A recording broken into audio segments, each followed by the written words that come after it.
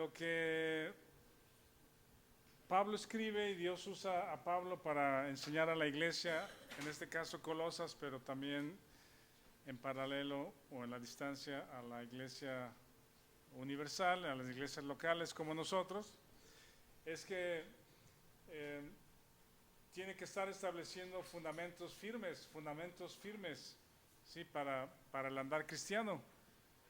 Pablo está poniendo verdades fundamentales para que el creyente como tú y como yo, donde quiera que vivas, lo que sea que hagas, a lo que sea que te dediques, en la condición en que estemos, habiendo sido extraños y enemigos y ahora reconciliados, ahora podamos caminar sobre esas verdades fundamentales. No está separada la teología, ¿sí? No está divorciada la teología de la práctica, ¿sí? Sino hay una conexión poderosa entre la obra de Dios o en lo que Dios es y lo que Dios hace, lo que te ha provisto, lo que nos ha provisto para la vida diaria. Sí, está justamente conectado, para eso es. De otra manera, quizá al ser salvo, lo más rápido y lo mejor sería ya morir en el instante para no tener padecimientos y no sufrir crisis o dificultades o luchas, ¿verdad? Pero justamente parte del plan de Dios es que al ser reconciliado con Él y nacido de nuevo, Dios permite las luchas y las crisis y las tribulaciones y las dificultades para estar más arraigados y fundamentados en la fe. Dice el texto que leímos la semana pasada que después de haber sido extraños y enemigos, hemos sido reconciliados y Dios nos presenta a sí mismo, o sea, somos presentados delante de Él, santos, sin mancha e irreprensibles. Y como hemos dicho, no es una tarea que tú tengas que desempeñar, ¿verdad? No es una responsabilidad ahora que tú tengas que llenar. Decir, bueno, Dios dio todo por mí, ahora tú tienes que dar todo por Él, ¿sí? Ese no es el plan de Dios, ese no es el diseño de Dios. Es Dios en la sangre de Jesucristo perdonó tus pecados, ¿verdad? La sangre es para perdonar nuestros pecados y su cuerpo es dado para que tú mueras ahí, para que mueras juntamente con Cristo. La sangre trata con los pecados, con la conducta, las acciones, pero el cuerpo y la muerte de Jesús trata con el pecador, con la fuente de los pecados.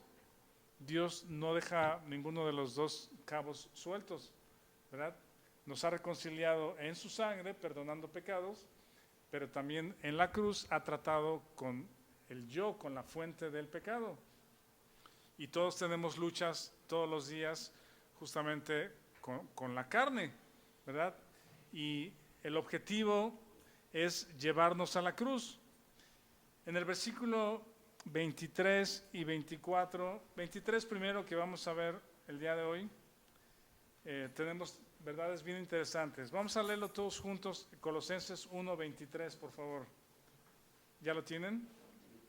Colosenses 1, 23, lo leemos y dice: si en verdad permanecéis fundados y firmes en la fe, sin moveros de la esperanza del Evangelio que habéis oído, el cual se predica en toda creación que está debajo del cielo, del cual yo, Pablo, fui hecho ministro. Después de la reconciliación, la gracia continúa, la obra de Dios es completa y el creyente está completamente seguro en Cristo, y esas son las cosas que va a ir estableciendo un poquito más adelante también, que estamos completos en Él. Y la clave para estar delante de Dios santos y sin mancha e irreprensibles es la fe. La clave es la fe. Esta misma palabra que usa aquí, que dice si en verdad permanecéis, es la que encontramos en Juan 15, ¿verdad? Si permaneces en mí y yo en ti, entonces das mucho fruto. Esa es la vida de Cristo en ti.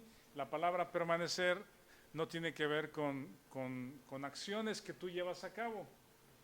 La palabra permanecer no significa que tenga que ver con las acciones que tú tengas que llevar a cabo para estar en Dios, para estar más cerca de Dios, sino tiene que ver con la fe. Estar o creer donde ya has nacido. La rama nace de la rama principal, o la rama chica nace del tronco principal y ahí permanece, ¿sí? El ejemplo de la vid es muy poderoso porque el creyente nace de la rama principal y ahí permanece por fe. No tiene nada que ver con la vida que es transmitida del tronco al fruto, ¿sí? Y de hecho, escuché algo interesante esta semana que dice que necesitamos permanecer en la fe porque lo último que se ve en el proceso del crecimiento de un árbol es el fruto, ¿sí? Lo último que sale y lo último que se ve es el fruto. Y yo creo que para muchos creyentes pasan meses y a veces años en estar masticando estas verdades, abrazándolas, creyendo, cayéndote, levantándote, volviendo a confiar, y con el paso del tiempo bien enraizado, dependiendo del tronco principal, es que viene el fruto que da gloria a Dios. El fruto es la conducta del cristiano o la vida de Cristo en ti. Más adelante la vamos a ir a ver en Colosenses, igual como la vimos en Gálatas. Permanecer es andar en fe. La vida cristiana, de hecho, es un caminar en fe. Hemos leído en Corintios que no andamos por vista, sino por fe. Y si lo piensas bien, eso es bien complicado, ¿sí? Eso es bien complicado. Ahorita vamos a entrar un poquito más en ello. Dice el texto, si en verdad permanecéis fundados, santos, sin mancha, irreprensibles, si en verdad permanecéis fundados y firmes en la fe. Le voy a invitar a Héctor que pase y nos comparta el estudio de estas dos palabras, fundados y firmes. Fundados y firmes. Adelante, Héctor.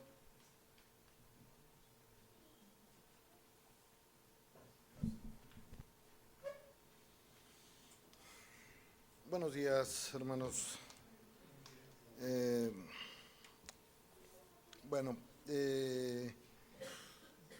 Hablaba Víctor Valdovinos de fiestas, de celebraciones, y yo les pregunto, ¿qué celebramos el 14 de febrero? En 1542, la fundación de Guadalajara. Yo creo que no debemos andar celebrando a santos, no sé ustedes, yo creo que no, pero yo creo que la fundación de Guadalajara sí la pudiéramos recordar, cuando menos los que somos aquí, tapatíos. 1542, Guadalajara se funda en el Valle de Atemajac, que fue el cuarto punto donde se establece la ciudad. Y hablando un poco de los que hemos vivido toda nuestra vida aquí, y ya hemos pasado algunos eventos de temblores o sismos importantes, en particular Guadalajara no le afecta demasiado el sismo. Yo recuerdo el del 85, pues la Ciudad de México se destruyó, literalmente fue un caos tremendo. Ciudad Guzmán, que está aquí muy cerca, se cayó medio Ciudad Guzmán. La familia de mi padre es de allá y había problemas con la familia, con los Buenrostros en Guzmán, hoy otra vez llamado Zapotlán, y Guadalajara no. Igual el otro 19 de septiembre de hace algunos años, nuevamente la CMX tiene una situación importante. Yo lo sentí muy gacho porque estaba dando clases en un piso 7 y sí se movió medio feo el edificio, pero hasta ahí. Y Guadalajara no. Puede ser una de las explicaciones el suelo y la amplificación que tiene. La CDMX está construida sobre antiguos lechos lacustres, sobre lo que fue el lago. Hoy ya no hay agua, pero hay a lo mejor arcillas blandas y saturadas que pues amplifican y otorgan el movimiento sísmico.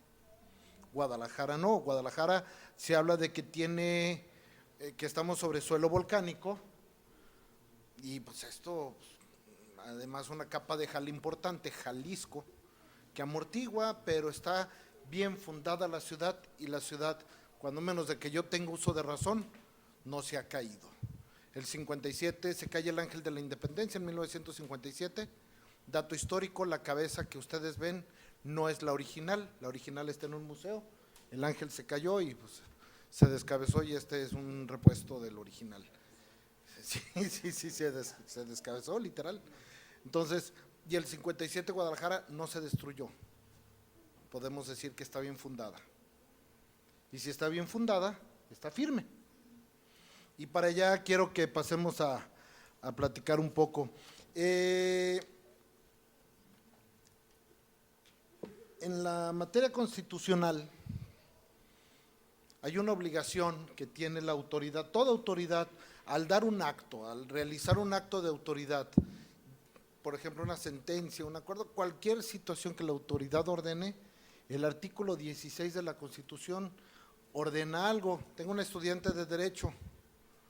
¿Qué es lo que ordena el artículo 16 constitucional, Fernando? Respecto al acto de autoridad, que debe ir fundado y motivado. Fundado. O sea, yo no puedo decir te vas 200 años a la cárcel porque te robaste un cancito. Ah, Chihuahua, ¿y por qué? Porque se me antojó, yo soy el juez. ¿Y de dónde lo sacas? Dime qué artículo de la ley está sacando los 200 años de boiler. No, el artículo 236 del Código Penal establece 6 meses para un delito de… Entonces dame 6 meses. Eso es fundar. O sea, decir en base a qué artículo debe estar el acto de autoridad. Va fundado. Y el fundamento debe ser firme, que para el derecho lo es la ley. Firme, ese es otro término al que vamos a entrar en un momento. Veíamos el texto de Colosenses 1:23, ya lo leímos. Si en verdad permanecéis fundados y firmes en la fe, y ahí quiero que platiquemos, fundados y firmes, y avanzamos un par de láminas, por favor. Y podemos llegar a la primera de las palabras que vamos a analizar esta mañana. Siguiendo un poquito la dinámica que estableció Mario la semana pasada, pues es más fácil copiar que crear, ¿no? Sí, claro. O sea, abrir camino siempre es complicado, vámonos detrás. Gracias, Mario. Su etimología, no hay etimología como tal en griego, es un término 100% latino y viene del latín tardío fundatus, no sé la pronunciación, ese como tilde que lleva no sé cómo se pronunciaría, pero es fundatus. Participio pasado del fundare, que significa asentar, echar cimientos, fundar. Derivado a su vez de fundus, que viene de fondo, base o suelo. Yo creo que en el cuento de los 3 cochinitos y el lobo feroz, se les olvidó platicarnos qué tipo de cimientos aventó el cochinito trabajador. Sabemos que su casa era de piedra, pero yo creo que traía buen cimiento para soportar esa piedra, ¿no? O sea, algo falta en el cuento. Pero bueno, siguiendo un poquito el camino que ya me enseñaron, la evolución del término, la fundare, latín vulgar, se va a fundare, fundatu, latín medieval, fundatus, antiguo español, fundado.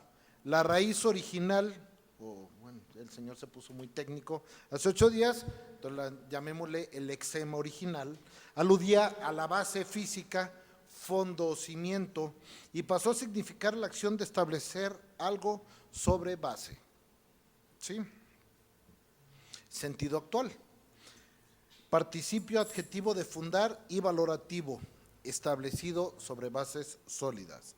Por ejemplo, una teoría bien fundada, establecido, creado, por ejemplo, una ciudad fundada en 1600 o en nuestro caso en 1542, o en sentido jurídico argumentativo que tiene fundamento o justificación. Conocemos la historia del edificio de los Teléfonos de México sobre Avenida Juárez. En los años, no sé si fueron los 60, 70, hay un decreto de ley de ampliar Avenida Juárez a 4 carriles, y resulta que el edificio de Teléfonos de México estaba justo en los 2 carriles, o sea, están los 2 carriles y hay un edificio histórico del siglo XIX, pues se demuele, porque de hecho primero dicen que no, y podrán observar fotos en que llega Juárez, está bien bonita, de 4 carriles, y de repente está el edificio de Telmex y se hace el cuello de botella y resultó el tráfico poquito peor como estaba antes. Entonces pues hay que tumbarlo. Dice el ingeniero Matute Remus que no, y lo movió. Y lo movió con gente trabajando. ¿Qué hizo? Muy brevemente, aquí hay ingenieros, yo no sé de esto, pero escarbó hasta llegar por debajo de los cimientos de la fundación del edificio, monta unas especies de vigas, se trae unos gatos hidráulicos de la estación de ferrocarriles y lo empiezan a mover con gente trabajando, y donde llega, solidifican, vámonos. Es a donde se encuentra hoy. Podrán ver al ingeniero de bronce empujando el edificio ahí como un monumento, como una estatua que alude a este evento histórico. Yo creo que la fundación del edificio fue bueno, porque hasta permitió que lo movieran y no se cayó. El edificio sigue firme, gracias a su buena fundación, a su buen cimiento. Creo yo que es por ahí. Los ingenieros al final me podrán llamar la atención. Esto es en el sentido fundado. Ahora, si hablamos de la siguiente palabra, si me ayudan ahí, firme. Etimología también viene del latín, que es firmus, fuerte, estable, seguro, relacionado con el verbo firmare, afianzar, hacer firme, de donde proviene también el término firmar. Dejamos en firme mi voluntad en tal documento, en tal escrito, ¿sí? Inamovible. Inamovible. El origen remoto se vincula a raíces indoeuropeas que expresan la idea de sostener o, insisto, afirmar. Sigo con este camino que nos enseñaron. Vamos a la siguiente, por favor. Su evolución. Firmus, latín medieval. Firmus, firmum, romance medieval firme, para llegar al español firme. Conservaron los sentidos de estabilidad, solidez y seguridad del verbo firmare. Derivaron usos vinculados a asegurar o confirmar. ¿Sí? Firme en su sentido actual. Hablamos de sólido, estable, inmutable. Por ejemplo, una base firme. Seguro, decidido, una postura firme, como la de los soldados, ¿no? Que no se tambalea. Y en contextos jurídicos administrativos, definitivo, no sujeto a cambio. Por ejemplo, una resolución o sentencia firme. Tal vez han escuchado que se dijo, la sentencia ya es firme. Cuando se dicta una sentencia, puede ser apelada, la famosa segunda instancia o inconformidad. Me inconformo, juez, no estoy de acuerdo. Nos confirman la sentencia, dicen que los tribunales de alzada se convierten como en la catedral, porque puras confirmaciones. Se confirma, bueno, me voy al tribunal al amparo, y si al amparo el que lo gane o lo pierde, ya no hay más allá, ahí se acabó. Entonces, en la resolución de amparo se decreta que la sentencia es firme, ya no se puede mover. Y si te dieron 200 años por el cancito, compadre, ni modo, 200 años. La mala es que vas a estar en el boiler un montón de tiempo, la buena es que espero que los vivas, ¿no? Vas a ser muy anciano, 200 años. Eso es una sentencia firme, ya no se puede mover, no podemos volver a cambiarla, no hay manera de cambiarla. La mente del creyente, una vez que nace de nuevo, su espíritu, una vez que es tocado por el Espíritu de Dios y estamos en Él, no hay manera de cambiarlo, estamos firmes en Él, como Guadalajara. Podrán llegar temblores, decían hace un momento, tribulaciones. No hay manera de que nos derrumben, porque el cimiento está bien fundado y estamos firmes. Nuestro fundamento no es un vaso lacustre, es la roca. Es la roca, que es Él. ¿Sí? Concluimos entonces de la lectura podemos concluir con varios matices. La palabra firme indica que somos inamovibles. Desde nuestro nuevo nacimiento estamos firmes, es decir, que por gracia y por obra del Espíritu Santo nos mantenemos confiados y constantes en la fe que Dios nos otorgó por su gracia, aún frente a luchas, tribulaciones o incluso falsas enseñanzas. La firmeza es fruto de depender diariamente de la gracia que sostiene, no de la propia fuerza. Y una conclusión, pudiéramos concluir para fundado, señala que nuestra base o cimiento no es mérito humano, mis hermanos, es el evangelio de la gracia de Cristo. Somos establecidos por la obra redentora y la salvación otorgada por gracia. Y ya fue otorgada. La obra está consumada.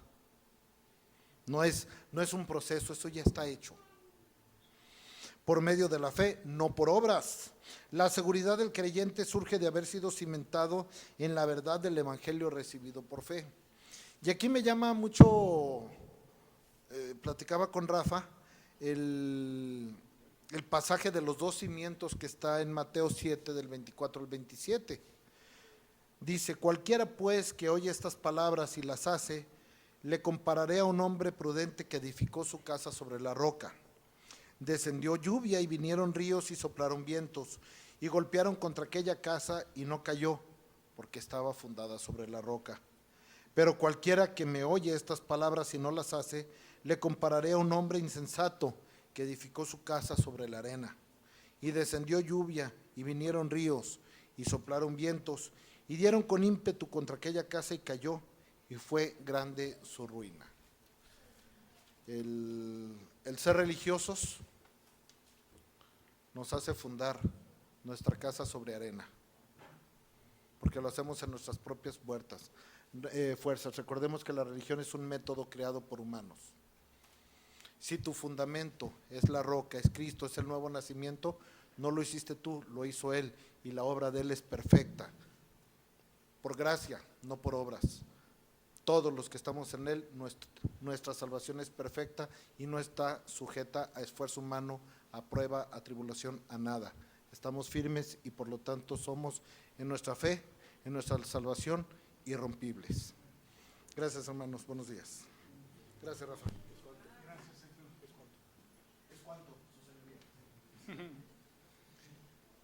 Miren, dice Hebreos, dice, no lo lean, no lo vean, no lo busquen, pero por la fe Noé, cuando habla acerca de los hombres y mujeres de fe, por la fe Noé, cuando fue advertido por Dios acerca de las cosas que aún no se veían, con temor preparó el arca en que su casa se salvase, y por esa fe condenó al mundo y fue hecho heredero de la justicia que viene por la fe, la justicia que viene por la fe. Uno de los más grandes ejemplos o más claros ejemplos de la fe y de confiar en Dios es el de Noé, la historia de Noé, además de lo que significa el tema del juicio de Dios sobre el pecado y la justicia para Noé y su familia por causa de la fe, de la salvación, el gran evento de la salvación. Noé, veo en la historia que hay dos instrucciones de parte de Dios. Una es construir el arca, ¿verdad? Dice, hazte un arca y le dice cómo, con medidas y con qué materiales, y le dice algo que va a suceder que nunca se había visto.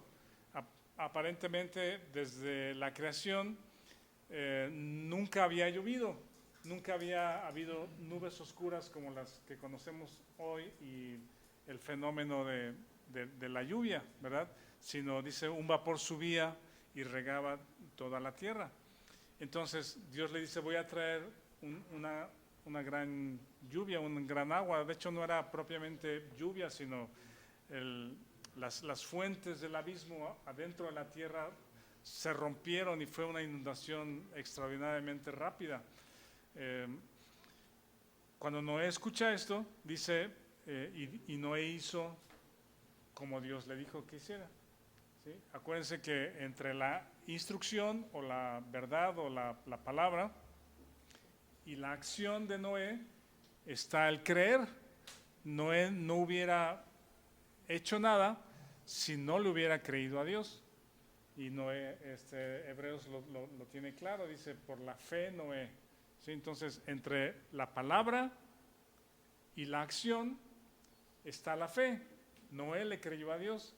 Y luego la segunda instrucción, ya que terminó el arca, fue ahora sube, dice yo voy a traer los animales, pero ahora sube y cierra y espera, pues, ¿verdad? Y dice, y Noé hizo como Dios le dijo.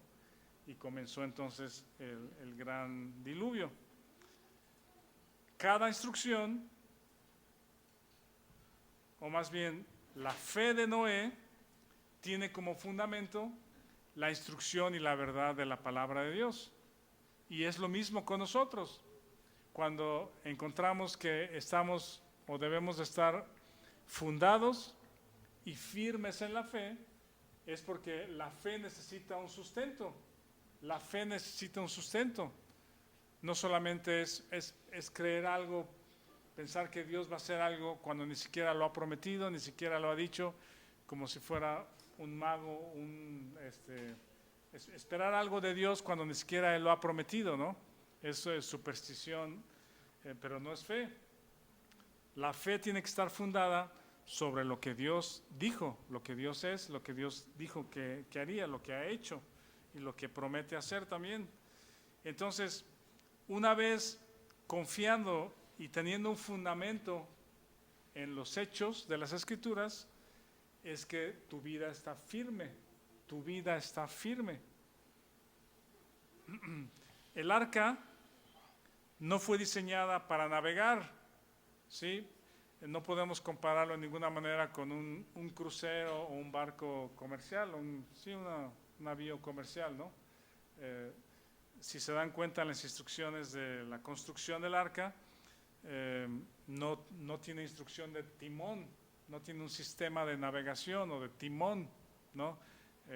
No tiene un sistema de propulsión o motores o palas, ¿vale?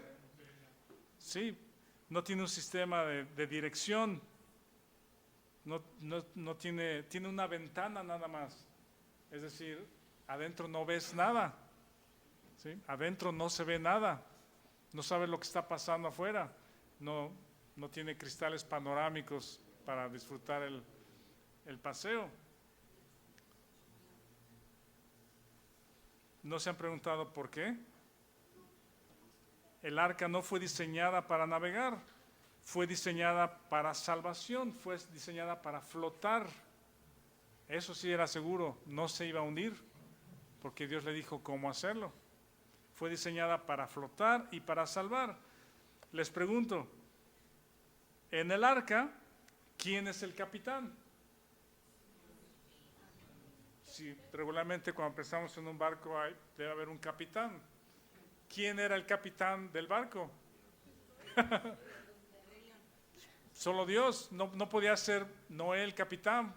Imagínense si Noé fuese el capitán y viene la esposa o sus hijos y preguntarle, oye papá, ¿cuánto tiempo vamos a estar aquí? No sé.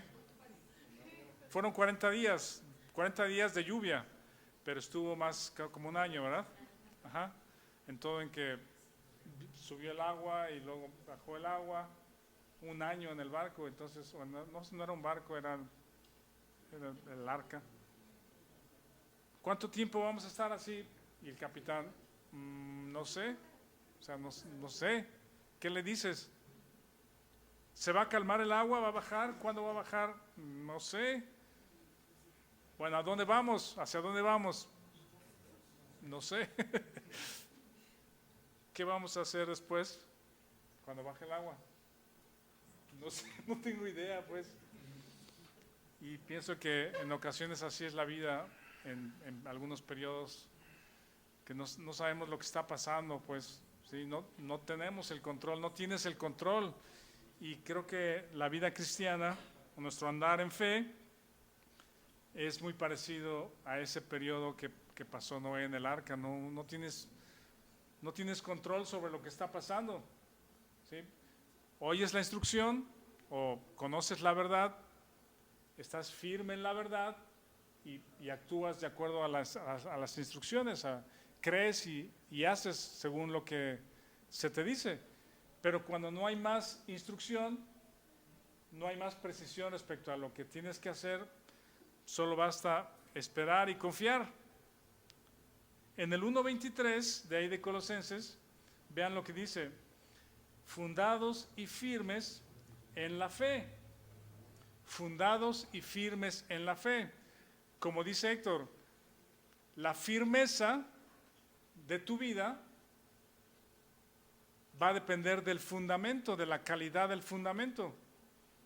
La firmeza de tu vida va a depender de la calidad del fundamento. Si tu fe no está fundada en la verdad de las Escrituras, y repito, Pablo está poniendo un fundamento y otro, y otro, y otro, y otro, y otro, y otro, y otro. En las cartas de Pablo es fundamentos, instrucciones, desarrollo, desarrollo, exposición de la gracia de Dios para el creyente, de todo lo que Dios ha hecho para el creyente, ¿sí? Ese es el fundamento. Y volteamos a los textos de las Escrituras como los que estamos estudiando, y nuestra responsabilidad, si tenemos una, es creerlo, confiar en ello y creerlo. Decir: Dios, no entiendo lo que está pasando, no veo más afuera de las paredes del arca, pero creo en lo que estás diciendo, creo en lo que está escrito aquí respecto a mí, respecto a ti. Si el fundamento o si la fe está puesta en un fundamento firme, más bien en un fundamento, tu vida va a estar firme, ¿sí? Tu vida va a estar firme. Y hay dos textos de lo que mencionó Héctor, de la historia o el relato de Jesucristo, de los dos cimientos. Uno está en Mateo 7, que es el que leyó Héctor, y otro está en Lucas 6. Son un poquito diferentes, o sea, es la misma lección, pero el relato es un poquito diferente. Y el de Lucas me gusta porque dice el texto del hombre que escucha y hace, en medio está la fe, dice: no se moverá, no será movido, ¿sí? El que escucha, cree y hace, tiene un fundamento firme sobre la roca. Dice: y cuando vinieron los vientos y los ríos y las dificultades y los problemas, no lo pudo mover, no la pudo mover. Te pregunto, ¿sobre qué está fundada nuestra vida? ¿Sobre qué está fundada tu vida? Cuando dices tener fe, yo creo en Dios, ¿sobre qué está fundada tu fe? Revisa el fundamento, si realmente estás conociendo y creyendo lo que Dios ha hecho por nosotros, que es muy grande, ¿sí? Es más grande de lo que podemos entender actualmente, es más grande de lo que podemos entender actualmente, pero lo voy conociendo y lo voy creyendo, y mi vida puede entonces estar firme cuando vienen todas las dificultades. En el 1:23 dice: fundados y firmes en la fe, sin moveros de la esperanza del evangelio que habéis oído. No te vas a mover de ese evangelio, porque solo hay uno, solo hay un evangelio. Son las buenas noticias, el evangelio para nacer y las buenas noticias para crecer, ¿sí? Toda la provisión de Dios que tú tienes para enfrentar los problemas y las circunstancias de esta vida. Y créeme que Dios sabe los problemas y circunstancias y el estrés que tenemos todos los días. Miren, alguien lea, ¿se acuerdan cuando pasamos por el 1:5? Ya vamos rumbo al final, En el 1.5, la referencia del Evangelio. Alguien lea el 1.5 y alguien más lea el 1.6 ahí en Colosenses. Y ya vamos a terminar. A causa de la esperanza que os está guardada en los cielos, de la cual ya habéis oído por la palabra verdadera del Evangelio. Ajá, el Evangelio le llama la palabra verdadera. Sí, la palabra verdadera. Y en el 1.6, ¿cuál es la otra mención que habla acerca del Evangelio? Que ha llegado hasta vosotros, así como a todo el mundo, lleva fruto, crezca en vosotros, desde el día que oísteis, conocisteis la gracia de Dios en verdad. La gracia de Dios en verdad. Desde el día que oísteis y creísteis, la gracia de Dios en verdad. Dios en Jesucristo nos ha provisto del perdón de tus pecados por su sangre. Esa cuenta ya está pagada. No debería de preocuparnos ni de abrumarnos. ¿Estás de acuerdo? ¿No lo crees, verdad? ¿O sí lo creemos? Sí. Tenemos que creerlo, pues, si Dios estuvo satisfecho con la sangre de su Hijo para decir, Rocío no me debe nada. Y no solo no me debe nada ahorita, sino lo que pueda hacer después en incredulidad o en rebeldía, lo que quieras, ya está pagado, ya está arreglado, pues. Y eso nos da un respiro y no es autocomplacencia o una mentira para que tú te sientas bien, sino es la verdad del Evangelio, la gracia de Dios en verdad, que la sangre cubrió todos tus pecados. Pero también en su cuerpo Dios trató con el pecador, con la fuente del pecado, ¿sí? que es nuestra carne, es la carne. Y por eso vamos a ver más adelante, está bien interesante. Quiero terminar con dos elementos a considerar que Dios usa para fortalecer tu fe o para poner tu fe en el fundamento correcto, ¿sí? Dos elementos que Dios usa para ubicar nuestra fe en el fundamento firme, o en el fundamento para que nuestra vida esté firme, nuestro matrimonio esté firme, nuestros hijos crezcan con firmeza. El primero son las pruebas, ¿sí? ¿Pueden levantar la mano a quien le gusten las pruebas? ¿Sí?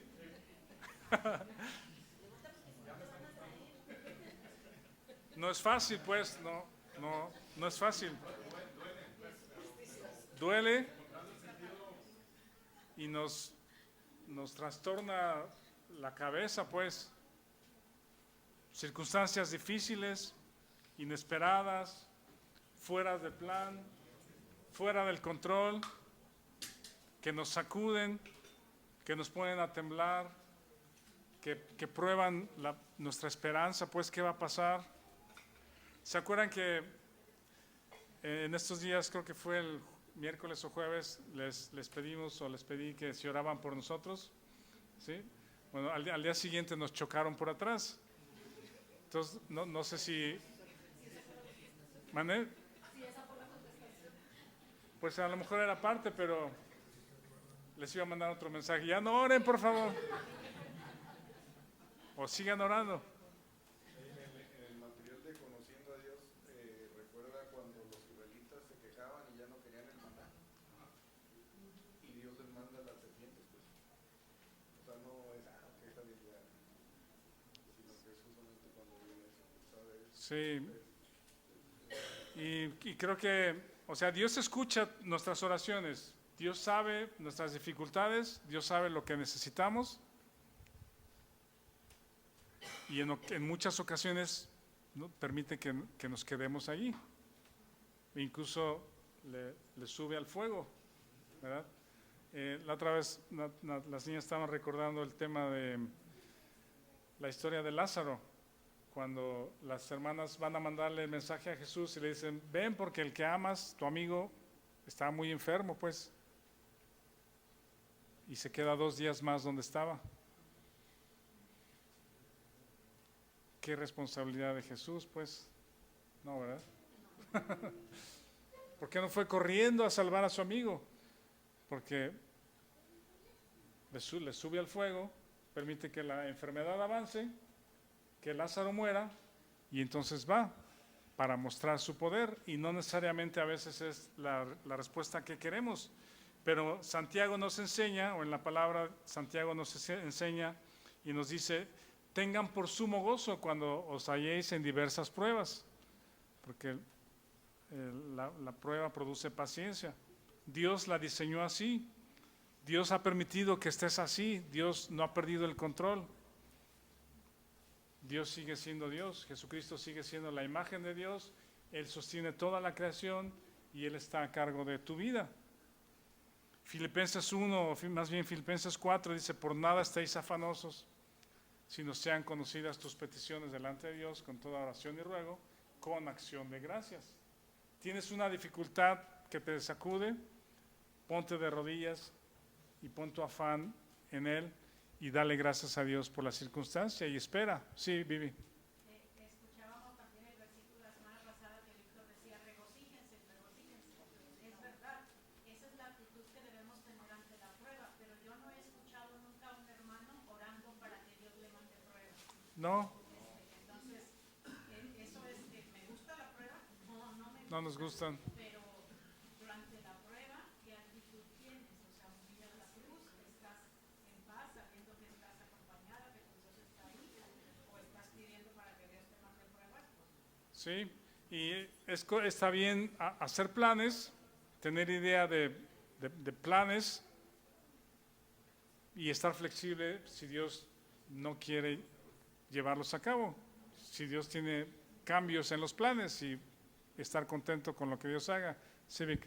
Hay mucho del evangelismo que dicen: está bien con Dios, o sea, está bien, y Él te va a bendecir. O sea, Sí, es un intercambio ahí medio diabólico. sí.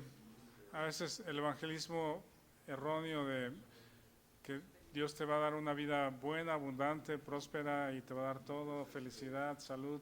Si tú, Es una mentira, pues, muy sutil. sí, yo creo que sí. Y la ignorancia sí se vende mucho, pues. Sí, y bueno, termino ya casi, pero constantemente la Biblia habla de sufrimiento del creyente, ¿verdad? Pero no somos llamados a sufrir en el sentido de que todas las cosas van a ir mal. Ese no es el llamado, pero que en tiempos de prosperidad o de bien, de salud, donde las cosas aparentemente están tranquilas y bien, dar gloria a Dios, gracias, y pedirle dirección respecto al propósito. Si Dios te llena de recursos, de tiempo, de energía, decir, bueno, ¿a quién quieres que ayude con lo que tú me has provisto, con el tiempo y la energía o la atención que puedo dar a otras personas? Y si estás de pronto, como le decía Víctor, el Salmo 103, en el hoyo, Dios nos saca del hoyo y nos pone en lugares altos, clamar a Él también. Y la segunda cosa que Dios usa es la buena conciencia. Buena conciencia, hemos hablado antes de la buena conciencia, pero cuando conoces lo que Dios ha hecho por ti, con su sangre y en su carne, tienes una conciencia limpia, buena, ¿sí? Una mala conciencia. Bueno, la conciencia es la ley de Dios en el corazón del ser humano, es la ley de Dios en el corazón, y si la violamos constantemente, no le hacemos caso cuando nos indica. Les decía en algunas ocasiones, cuando algún jovencito, no sé, de la edad de Natanael o antes 10, 11, 12 años, que empieza a hacer cosas malas, ¿no? A robar, que se roba unos dulces de la tienda y los esconde sin que sus papás se den cuenta, está nervioso, ¿verdad? Está nervioso y voltea para todos lados, pero terminando eso ve que no pasa nada y viola su conciencia, porque su conciencia le acusa de que eso está mal. Si la viola otra vez y lo vuelve a hacer, entonces esa conciencia se cauteriza, se hace insensible y se escala el nivel de maldad que pueda lograr, ¿sí? Entonces, desde temprana edad necesitamos corregir a los hijos, enseñarles el bien y el mal para que la conciencia esté clara, limpia. Cuando no hay una buena conciencia y está llena de culpa, es porque no has reconocido o recibido el perdón de Dios. Crees que todavía le debes algo a Dios y que no estás bien con Él y tu conciencia te acusa y, ¿cómo se llama? El diablo y la mente carnal también nos hacen sentir culpables y no estás confiando de que Jesucristo pagó por tus pecados, no estás confiando en Él, no has acudido a esa fuente de perdón. Termino leyendo Timoteo 1:5, dice, pues el propósito de este mandamiento es el amor nacido de corazón limpio, de buena conciencia y de fe no fingida, de las cuales cosas, de las dos, buena conciencia y fe, desviándose algunos, se apartaron a vana palabrería. Y luego el 1:17 dice, manteniendo, le dice a Timoteo, manteniendo la fe y la buena conciencia, desechando la cual naufragaron en cuanto a la fe algunos. Si vemos de repente en nuestra vida naufragar respecto a la fe, es porque tenemos una conciencia mala, ¿sí? Una conciencia que no ha quitado las piedras del camino.